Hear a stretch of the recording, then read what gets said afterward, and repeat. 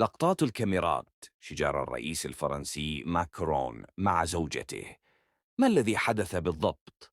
أثناء هبوط الرئيس الفرنسي إيمانويل ماكرون وزوجته بريجيت من الطائرة الرئاسية في العاصمة الفيتنامية هانوي، التقطت الكاميرات لحظة مفاجئة حيث وجهت بريجيت صفعة على وجه ماكرون.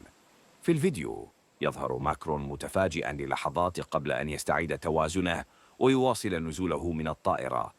كيف علق الإليزيه؟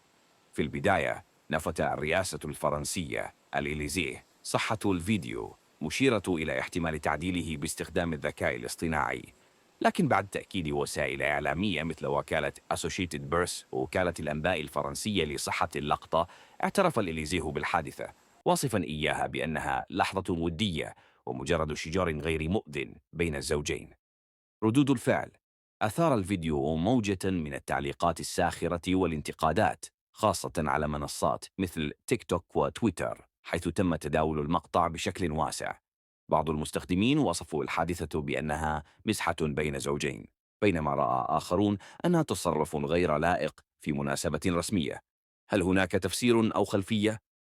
حتى الآن لم يكشف عن السبب الدقيق وراء تصرف بريجيت ماكرون. بعض التكهنات تشير إلى أنه قد يكون نتيجة لحظة توتر أو مزاح بين الزوجين، لكن لا يوجد تصريح رسمي يوضح التفاصيل.